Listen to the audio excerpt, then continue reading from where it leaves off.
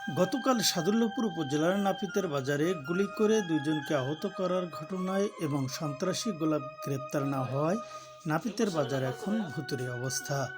আতঙ্কে দোকানপাট খুলছে না কেউ। সাধারণ মানুষের বক্তব্য ও চিত্র নিয়ে প্রবাসী বাংলার বিশেষ প্রতিবেদন। এমপি ছিল স্মৃতি, ওনার পালিত সন্তান, ছোট থেকেই ওনার কাছেই ছিল, ওনার কাছেই মানুষ হয়েছে। তো ওখান থেকেই তো আওয়ামী লীগের সাথে যোগ দিয়ে আর কি মানে সন্ত্রাসের ভিতর আর কি জড়িয়ে পড়ার কারণে এক পর্যায়ে আমরা অতটা মনে করিনি যে খুব খারাপ।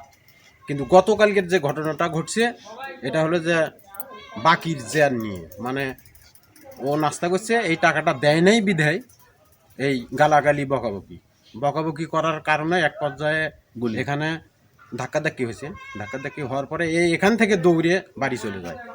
বাড়ির থেকে রিভলভার নিয়ে এসে প্রথম আগে ওর মাকে গুলি করে, সেটা লাগেনি।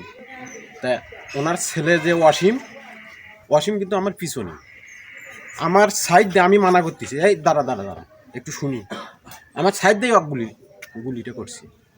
তারপরে আমরা যখন সবাই ওরাল দিয়ে উঠলাম যে ধরো সবাই, তখন ওই একটু মানে পিছের দিকে চলে যায়।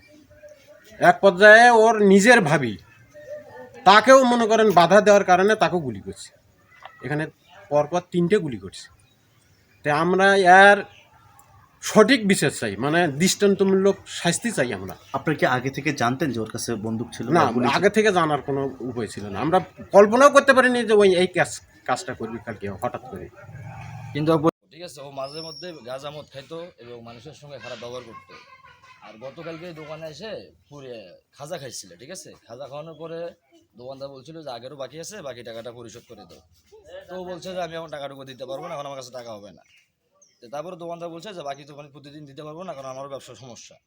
এই কথা বলাতে হালকা একটু ধস্তাধস্তি হয়। ধস্তাধস্তি হওয়ার কারণে ও বাড়িতে যায় বন্দুকটা নিয়ে এসে ওই দোকানদারের ছেলে অসীমকে গুলি মেরে দেয় রাস করে একটা। তারপর এখান থেকে ওখানে যায় মোহাম্মদ আপনার ওর ভাই বউকে একটা গুলি করছে। এই 2টা গুলি চালাইছে। আগে থেকেই এরকম?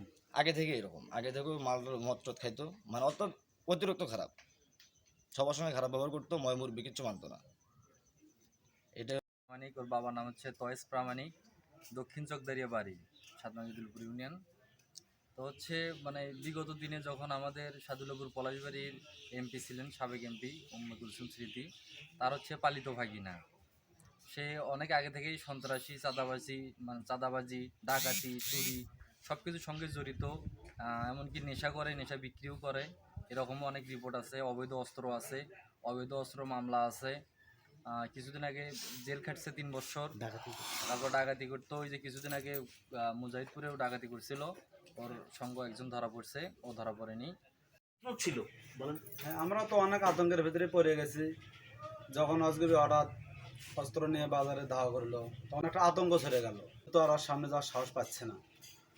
যদিও মনে করেন যে 2জন ধরছে, তারা একজন গুলি খেয়ে আহত আছে।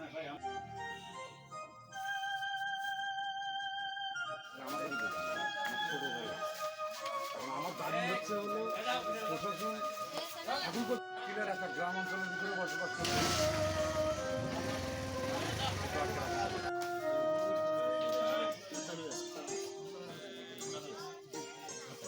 গোলাপের